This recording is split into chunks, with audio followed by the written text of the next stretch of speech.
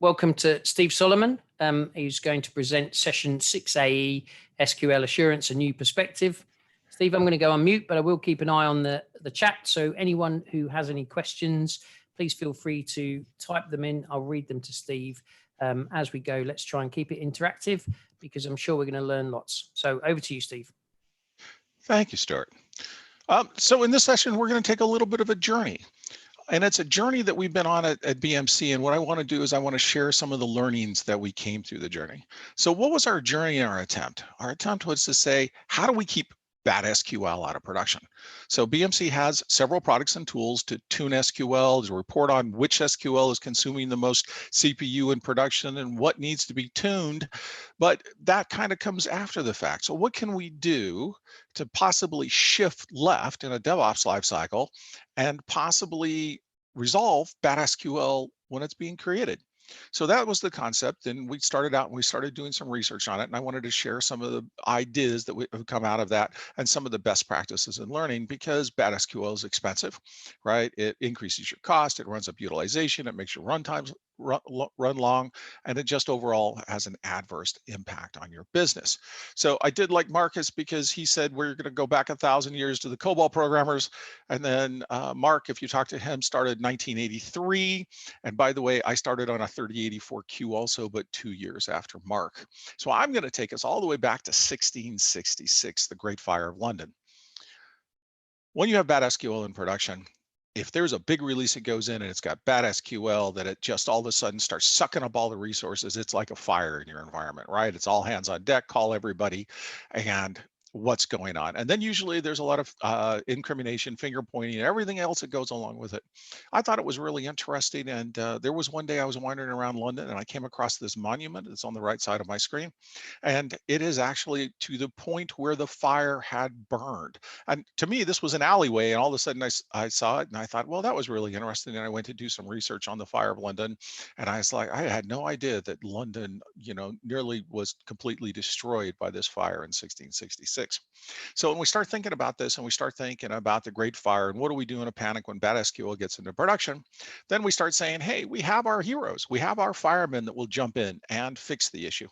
And so when I started doing the research for this presentation, and yes, that is a London fire crew, and the picture at the bottom is London's first all-female fire crew. So I wanted to give both genders equal basis.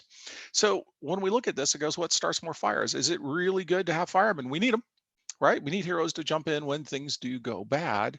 But if we want to stop fires from happening, maybe we should focus on fire marshals, because fire marshals go out and they inspect things and they make sure that we don't have fires. So who stops more fires, firemen or fire marshals?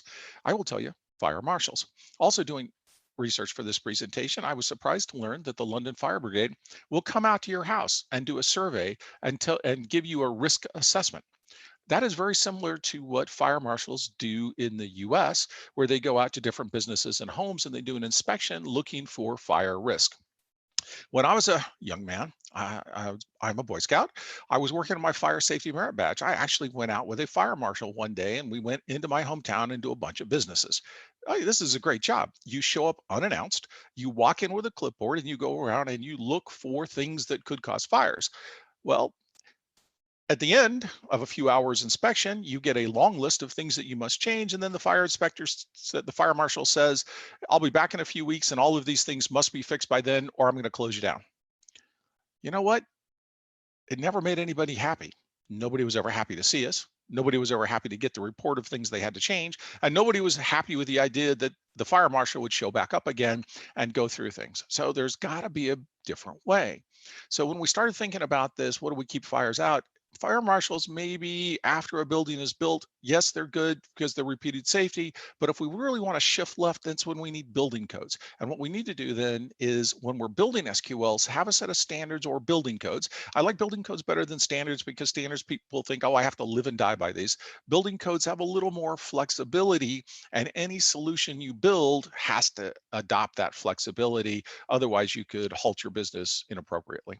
So as we go forward, fire marshals do, but building codes likely even more.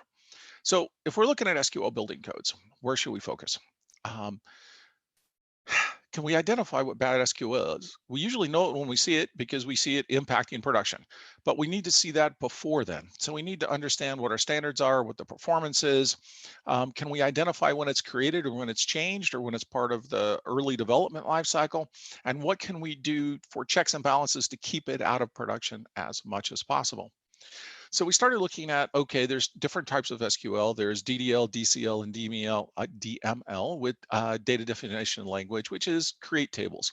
Okay, that is some really good things. There's some good things for DBAs, for hygiene, to keep your environment clean and organized. And there are some performance things, especially like buffer pools and things like that. But we thought, that's probably better at a different tool or suite that DBAs are using to create and alter tables. BMC has several tools. I'm sure you guys do, or have some homegrown ones to help your DBAs to do that. And that's maybe where we should focus there to make sure that we're following naming standards and setup standards. Then we looked at data control language on grant revokes, and we said, okay, not necessarily is going to impact production, going to cause performance. Where we see most of the issues is in DML, and this is typically in application programmers, and when they're doing their SQL, they're doing large table joins, or all of a sudden data multiplies, right? So maybe you're working with small databases and all of a sudden something happens and you get a huge influx of data, and now it no longer performs as it should. This is a bad release going into production where people just didn't understand DML and the SQL to write efficient queries.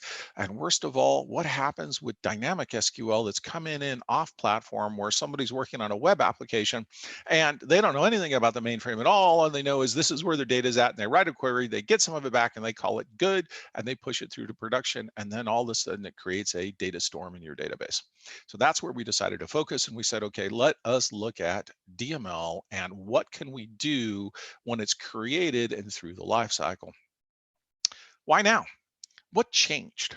BMC has had several tools that focused on SQL performance for quite a while, and it really came out that with BMC and CompuWare coming together, it gave us some new opportunities. It also gave us some new thought lines and some new learnings about how you can do things.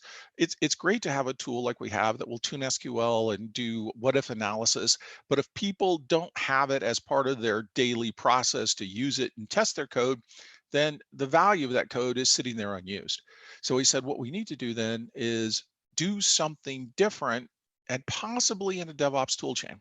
So I don't know what your DevOps toolchain looks like, but believe me, everyone I looked at from every company has some kind of flow where you're taking requirements in, you're doing a checkout and code, you have an SCM repository, and you're doing builds and you're deploying to a test environment. These are all typical tools in a modern DevOps toolchain. Originally, when I started, years ago, I've been doing application development tools for more than 20 years on the mainframe. We didn't think DevOps was going to work on the mainframe, but now that it is and it works, then we can embed building inspectors to look at our building codes as part of our process. That way it's not intrusive. That way I don't have to say, geez, I'm running late, I got to jump out of this and I've got to go to a different tool and I've got to do something special. And if I don't do it, nobody's going to know. That's a bad place to be. What we really wanted to do is we wanted to run as part of an automated process. So if we have an automated intelligent mainframe, why not do some of the quality checks and check the building codes through the process? So there are things out there like SonarQube and SonarLint that will already take source code in and give you some kind of grade on it. So people are getting more and more used to this even on the mainframe. There are security code scanning utilities like Black Duck and Veracode. So there's a lot of different analysis tools that already help you on code quality to keep defects out of code. What can we do to extend that for SQL? So that's when we started thinking about this code quality and how do we integrate this process so it's not intrusive? So what's the benefit of this?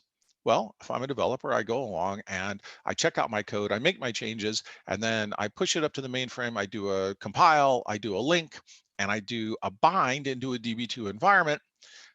Now I have something I can interrogate and I can look at that. And if I can generate a message when it's first created back to the developer, then they can fix it right then and there, just like every other warning messages that are coming out, either compile warnings for logic errors or SonarQube messages about code standards. Maybe they're coding go-tos in their programs and they're not supposed to, whatever your site standards are. So you get that tight, quick feedback loop right to the developers when it's created. The challenge with that is not all of your rules are the same. So when we look at this, what we really want to do is we want to put inspectors into the process, make it non-intrusive, give feedback to the developers as fast as possible, and at each step in the life cycle to have an opportunity for those issues to be resolved. The next issue on the why now is DevOps. Well, this sounds really cool, but are people really using DevOps on the mainframe?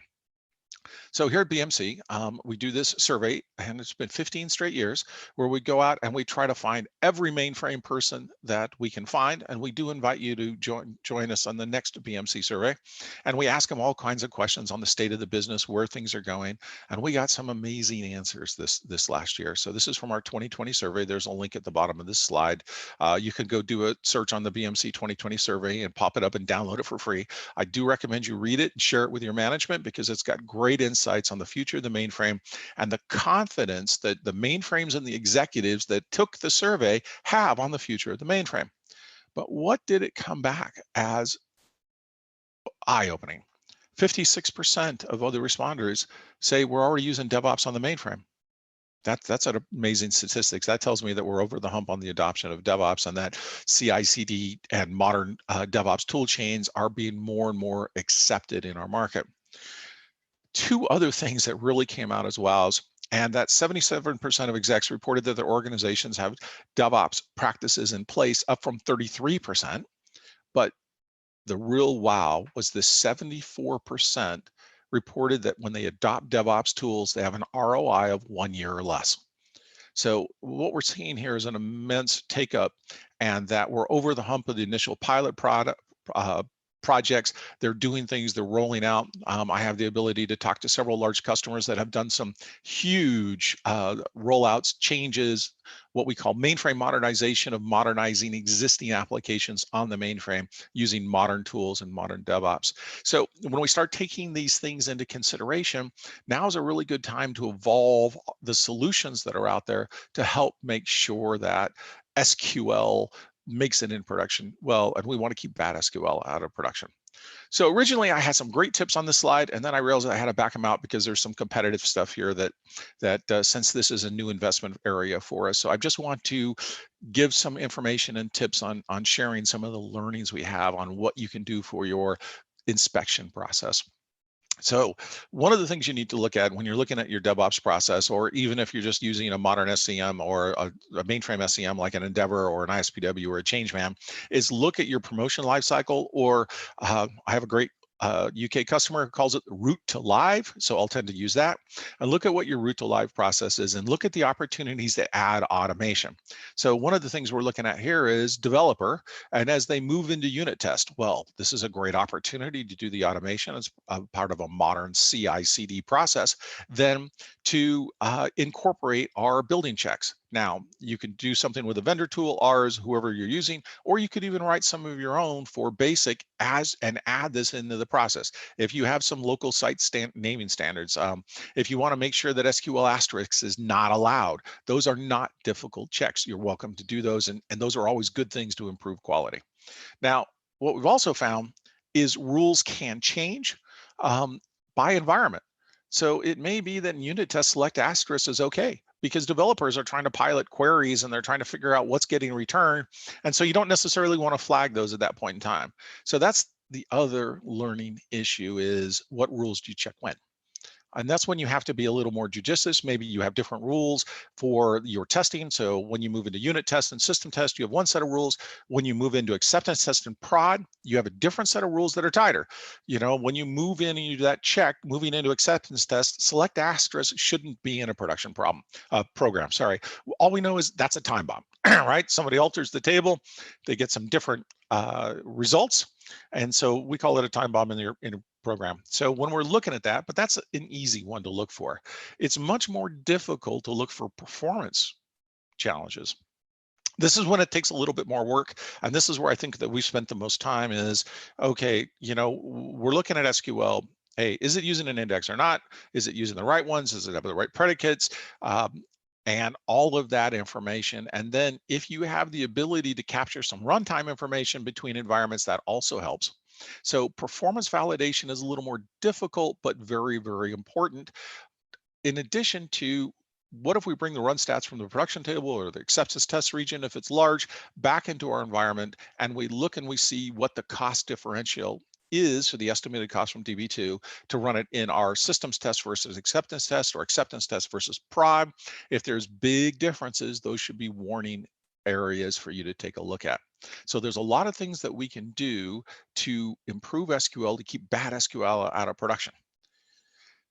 Here's tip number 3. Sometimes you have to let it go and go into production. So this is a hard learned rule that there are sometimes from the need of the business that your application development team, your business is going to override best practices. So whatever you do in your automated QA chain, it is important that you have the ability to say, okay, that's not right, but we're going to let it go this time. We'll fix it after it's in production, because I guarantee you that you're going to come to a deadline. There's going to be a big release. It's ready to go. You run the reports. Several things are going to come up, and there's going to be a management decision that says, yeah, okay, close enough. We're going to go into production anyway because we have to be there to meet this business goal. And then we'll come back and take a look at it afterwards. Usually that doesn't happen, by the way. Usually they get it into production and then they have so many other issues, they don't come back for SQL tuning. But rule number 3 is you have to allow for exceptions and make exceptions and say, okay, for this program, we're going to allow this. For this release, we're going to allow this. However you code those rules. And then you have to go back to the other type of SQL management, is where you have to monitor what's running and look and see what's consuming the resources and what are tuning opportunities. So as you look at this life cycle, the root to live, then there's a lot of automation sync points now that we can do in a modern CI/CD, modern DevOps toolchain that can help drive information back. Just rule number 3, be warned, you can't be in control of everything, and your DBAs will set some great rules, and sometimes they're going to be violated. And then what you need to do is you need to have a process to come back and follow up and say, okay, these were violated. What are you going to do after the fact to come back and get these resolved? And sometimes the answer will be nothing. So you're not going to fix everything. But if you have the ability then to highlight it, report on it, then if it does turn bad, then you can take it out and say, look, all of a sudden we had this big fire in production and we told you about it in unit test, we told you about it in system test, we told you about it in acceptance test. And by the way, the next time a major release goes in like that, more than likely they're going to say you got to go back and fix it. So it takes some time. So here's rule number 4. It'll take some time and adoption. So whatever rules you create them incrementally. Start out with a small set, look at the easy wins, and then incrementally add to them over time as you build trust. So these are great change management techniques, and I think that you can help keep bad SQL out of production and keep your fire brigade working on new development and keep your fire marshal out there preventing fires rather than have to react to fires. So also, why now? This is also a fair question. So back to that mainframe survey that we had again, it is for the first time in 15 years, cost optimization is not the number 1 priority. Number 1 priority was compliance and security. Cost optimization dropped to number 2. And so what we said is, okay, for cost optimization, what do we need to do? Because that is the impact of bad SQL, right? That it's going to run up your utilization. It's going to cause delays of jobs. Maybe you hit batch cycles. It's going to up your software bill, possibly depending on how you're doing charges. So what can we do? There's a change in the industry that is going on how mainframe software is being billed, and you need to be aware of how you pay for your mainframe software and what you do impacts it, and how bad SQL runs up that cost. With that information, then you'll have the information to go back and work with your development peers to get things fixed and or resolved, because you'll be able to go back and say, look, this job is causing us an extra 5,000 pounds a month, so if we multiply that by 12, 60,000 pounds a year, if you go back and tune it and you cut 50% out of that, then, we can save 30,000 pounds a year. That's a pretty significant savings and reason for the developers to say, all right, my management wants me to do this feature, but I really need to do this cost savings, and I can claim that. And then your management gets a lot of credit for it. So when you can start talking about how much things cost and how much you can save, it helps get those things resolved more timely. Mainframe software licensing charges and how companies like BMC and IBM and Broadcom all charge for software is all very complex. There are a couple of core models. Your mileage may vary. There are hundreds of exceptions to the rules. Every mainframe customer has some kind of custom negotiation. So when I talk about these two pricing models, they're usually going to be the base of whatever that is you're paying for. So the first one, so originally in the history of the mainframes, up through about 1999, we paid for full capacity on a mainframe. Full capacity was I buy a mainframe and it's rated at so many thousand MIPS, and so I buy my software and I pay for that many MIPS. Okay, it was pretty easy. So what was our model back then? Every MIP that wasn't used was wasted, right? So put it all in. And what did we do? We tuned things that were running and high utilization. When we started getting above 90% on the mainframe, we said, you know what we need to do is we need to focus on tuning on some of those things that are running during high utilization. We started moving workloads and we start to overnight. We opened up some like, I don't know what you guys have done, but we've opened up batch initiators that would open up after 8 o'clock at night. So you could run over, it would automatically kick them off. And so we were moving things around. Then around 1999, IBM came out with this MLC model, which stands for monthly license charge, and it's a sub-capacity pricing model. So what IBM wanted to do is they wanted you to buy a bigger mainframe so that you could grow, and only growth wouldn't occur only when you swapped out mainframes every 2 to 3, 4 years, but you could grow in capacity over time. So what the deal was is you'd buy a bigger mainframe, but you would limit the capacity and you would pay for your software on that capacity limit. And that's called a subcapacity model. And that typically that we came out in 1999 or so was based on this rolling 4-hour average. So you were looking for the peak.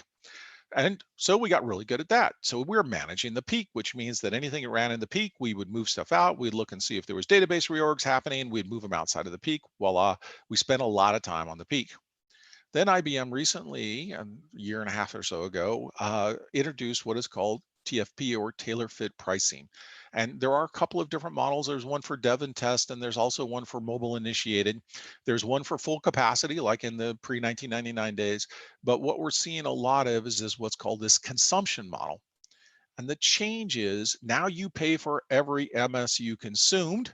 And for those of you that deal in MIPS versus MSU, go to about an 8.1 multiplication. It's in that range, and you'll get the right numbers that it's about 8.1 MSUs to MIPS on a conversion. But you can use MSUs or million service units or MIPS, but they're both in capacity. And what you do now under TFP is you pay for what you use. It's kind of like an electrical bill. So instead of being a peak what your hours is, now you pay for everything. Now our management style has to change quite a bit. All right, this chart may be an eye chart for a lot of people, but basically it shows you how a report typically would come out that looks at your peak. Okay, so when we're looking at subcapacity or monthly license chargeability based on a rolling 4-hour average, so up at the top is my rolling 4 hours total, which is 704. If you guys see that, you see the big red arrow that says peak, right? So that's my first peak. That is what I'm paying for.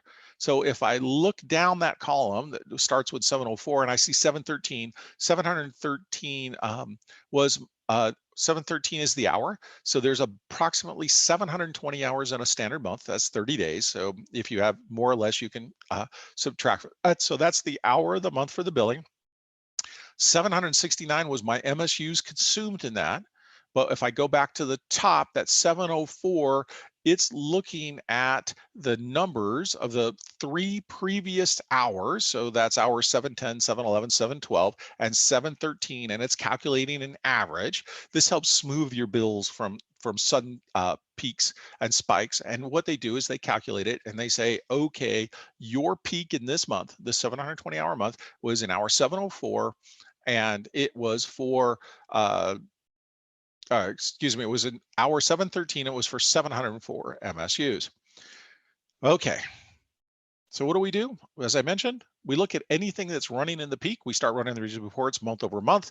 We start looking for database reorgs that need to be moved. We look at long running jobs that don't need to run at that period of time. We do a lot of tuning on the first and second peak, because if you drop the first peak down, what's immediately going to be your bill point is the second peak. And what you don't want to do is you don't want to move workloads from your first peak to your second peak, because you don't really necessarily save any money. So you do tuning on 2 hours a month, right? That's what we've been focused on.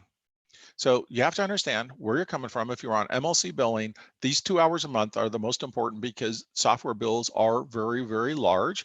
IBM's is large, BMC's is, I'm sure Broadcom's is, and whatever you can do to smooth the peaks works out really well. What does this mean for SQL? Well, if we go back to the left to our, let's say 700, right? If an application developer puts in a poorly coded application program that the SQL is just eating up the system, do we care? Not really. It's not adding cost to the system. We're not paying any more for it. If it's not delaying workloads or delaying your batch windows, it's really not impacting your systems. Okay, it's not clean, it's not hygienic, it's not what we think is lean or agile or the best practices, but it's really not adding cost to your organization.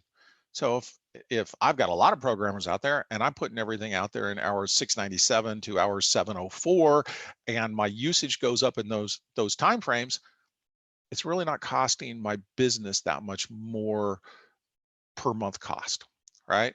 So what we tend to do is we don't pay attention to those. Now, when we move on, and if your company moves to a tailor fit consumption pricing, it's going to get real quick, because now all of those jobs that ran in the out of the peak that we didn't care about, now we have to care about. So now instead of 2 hours a month, you have to worry about 720 hours a month. Now you have to literally look at everything. Now we don't have to just look at the really bad performers. Now we need to look at tuning optimization across everything, because tuning now saves us real dollars. And the way that TFP works is, what they look at is your last 12 months of consumption, and they say, okay, that's your baseline, and your last 12 months of bills average this month's per month, so your bill is this, and they figure out a per MSU rate. So in the first thing, you had to look at was your peak in the NMLC, and you could look at the differential cost and what cost savings will be in the peak. Here, the math is much easier. It is, and by the way, this number is not right for anybody else other than me on the 34 cents per MSU, that everybody's contract is going to be different. Everybody's going to pay a different MSU rate.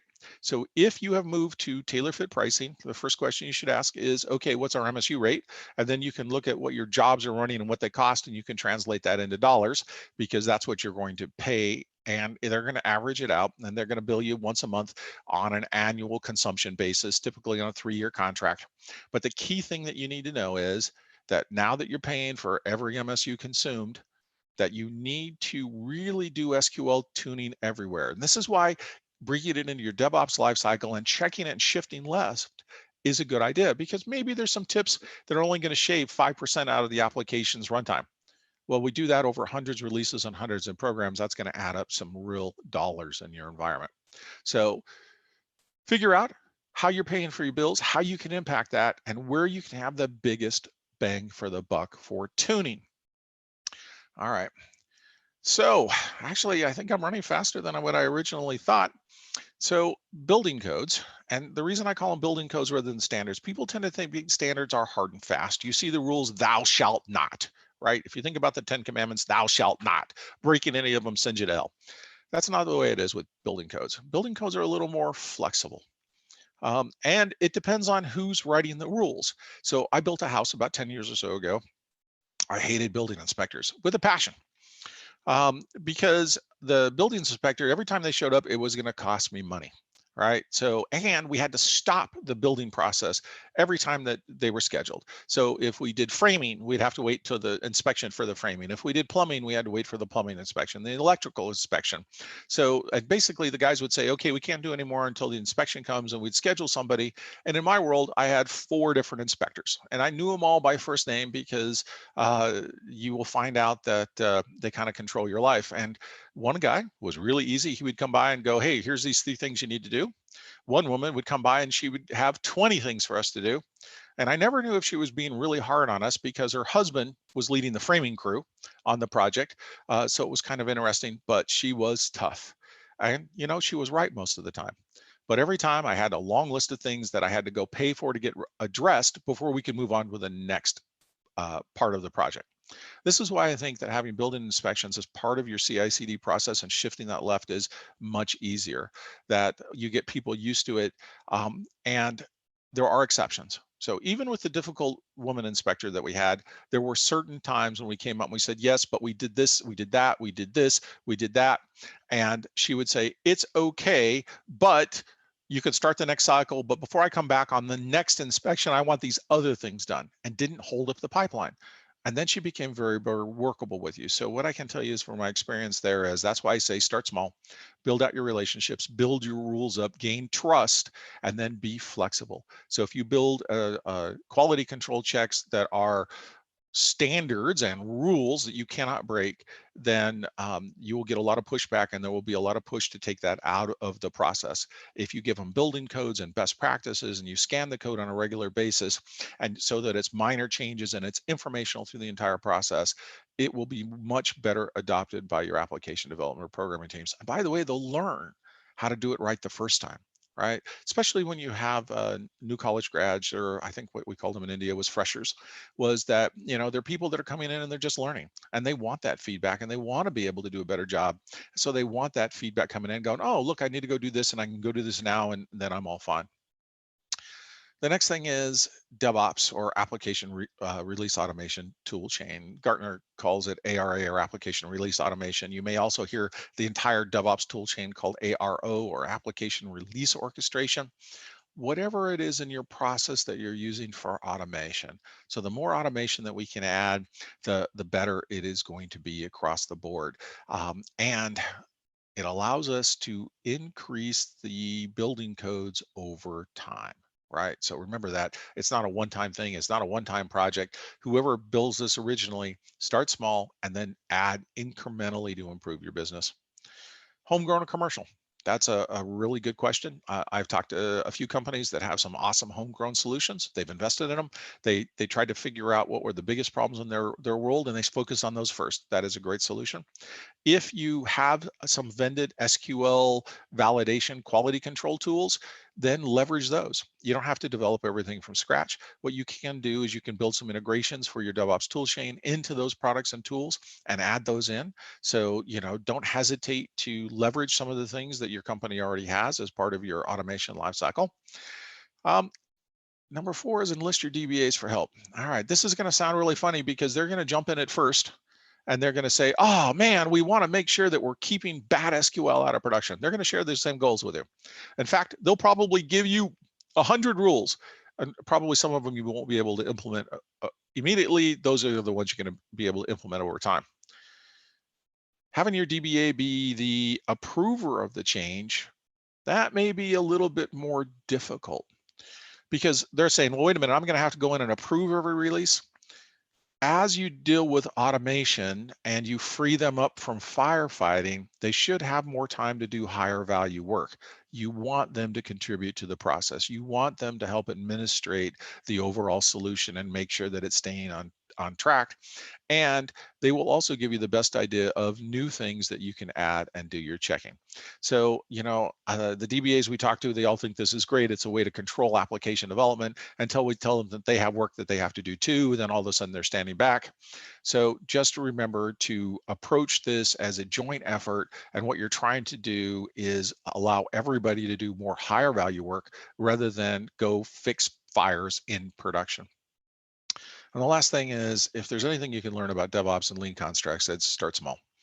That start with an application team or two, possibly start with your whoever your CI/CD team is. If your teams are doing some of the new modern development, if they're using a Git and they're pushing it up to the mainframe for building and testing, and you have an automated CI process, whoever has installed SonarQube or Veracode or Black Duck into your security checking application, that is a great team to solicit and have them add this into the automation and then roll it out over time and then start tracking the benefits to your environment. So once you know what you're paying for your software, then that is the way that you can do a financial business case. And by the way, I was a developer. I was really bad at this because I would go through and I'd put a bunch of stuff in, and a few months later I'd get reports back from operations and say, this isn't right, that isn't right, this isn't right. And I would sit there and I'd balance those and I'd say, okay, I got 10 other things my boss is telling me I need. I got another 10 my end customers is screaming about. And those things about tuning and optimization didn't necessarily come into a high priority. I wish when I was in development, I had something like this that would give me those messages and let me fix things along the way without having to initiate a whole project to go out and do regression and tuning and cost savings as a separate project. So I think that is the end of my prepared topics. I did want to do, since this is GSA UK, that building codes. Of course, London is there today and it got rebuilt, and they do have fire codes in the fire brigade, and it's now one of the leading cities in the world, and it couldn't have been without those building codes. And I'm sure if you install these in your business that you guys are going to have the same level of success. Before I go to Q&A, there is just one thing. I understand from my peers in the UK that there is some kind of controversy on cream tea and how you eat your scones. So as a great grandson of a Cornish man, I just want to help clarify that controversy. And I know that it's just about tea time. So remember, it's jam first. Stuart, are there any questions? Well, you've raised so many questions about jam first. Jam first. This came out that Steve was talking while Marcus in lockdown in Wales was getting tucked into, I imagine, a home cooked scone, whichever. Yes, it did. Yes, his wife in a video call brought him up a home cooked scone, and I'm very jealous. So by the way, I cannot get clotted cream in Arizona. So I am unable to participate. So anytime I'm on your side of the pond, that is one of the things I look for. Yeah, we'll put it into the schedule for next year's GSE. Okay, yes. Nobody's typed anything in. Has anybody got any questions? I do believe that Steve actually has some product. If you want to know more about SQL Assurance, if you go back a slide, Steve, his contact details are there. Yes. And so well done for keeping it product agnostic during the presentation. 6AE was the presentation today for anyone that is going to provide some feedback. It's always appreciated from both the GSE organization and the presenters themselves. So if you're going to build something homegrown, you're going to take a stab at this, drop me an email. Let's have a meeting. Let's talk about it one-on-one about what your company's individual needs are and problems are. I mean, I'm happy to share our experience and make sure that you have a successful project. So before we close it down, does anyone want to type in some questions? I can't believe I answered them all. So hopefully you guys, this will incent you to take a different look at your SQL and your processes. And if you didn't want to type them in and you want to ask them because it's too much, just let me know. And because we do have 20 minutes, I could unmute you to ask the question. Yeah. If you wish.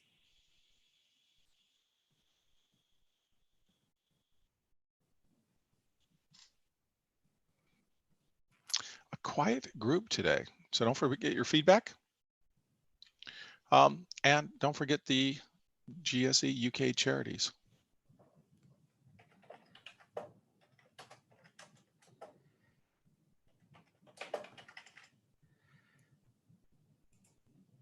No, I'm going to take that silence then that you have answered all the questions, or they're going to talk to you directly, Steve. Okay. After the session at some point. So thank you very much, Steve Solomon, for that very interesting presentation. And at that point, I will close the Zoom meeting. Thanks, everyone. Cheers. Enjoy.